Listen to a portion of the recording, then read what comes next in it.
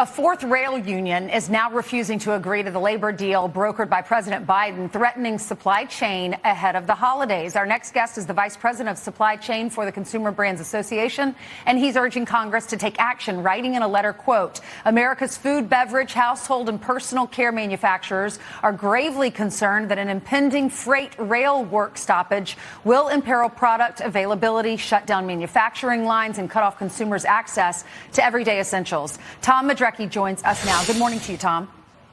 Thanks so much, Ainsley. Thank you. Do you actually think this will happen? Will there be a shutdown?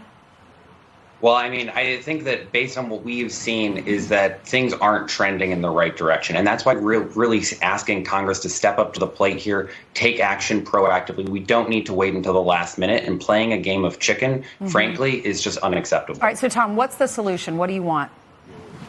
So it's simple. Congress has two different things in front of them. They can enforce a deal, likely in terms of getting the number of votes that required, likely the deal that was put forward and agreed to by the unions and rail back in September, or they can extend that deadline from December 9th, which is what it's currently at, that can kick the can a little bit. But at the end of the day, it's time to put this matter to rest. Okay, Tom, yesterday we were talking about gas prices, and the administration was blaming Russia. They've been doing that actually for months. And now it's Thanksgiving dinner. We're seeing prices go up. We're seeing turkeys more expensive than ever, frozen vegetables, all the things that we need to put on the dining room table for Thanksgiving. And they're blaming Russia for this, too. What's your reaction to that?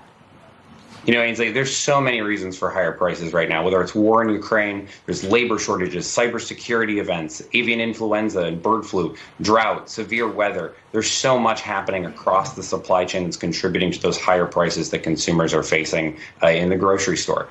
Right now, we have to tackle one supply chain crisis at a time. That means putting, again, the freight rail issue to rest, and then we can go on to the next thing and solve the next crisis. How do we solve this crisis? Our prices are through the roof now, and people on fixed incomes can't afford it.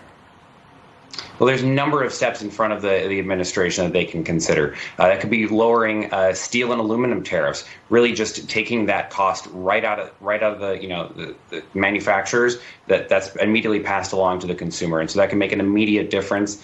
Also, taking steps to improve supply chain visibility. We have to have data access to just the information around the supply chain to improve efficiency and performance and get that supply chain moving as quickly as possible. And energy independence. Thank you so much, Tom. Happy Thanksgiving to you and your family. Thanks so much, Ainsley. You're welcome. Still ahead, taking control.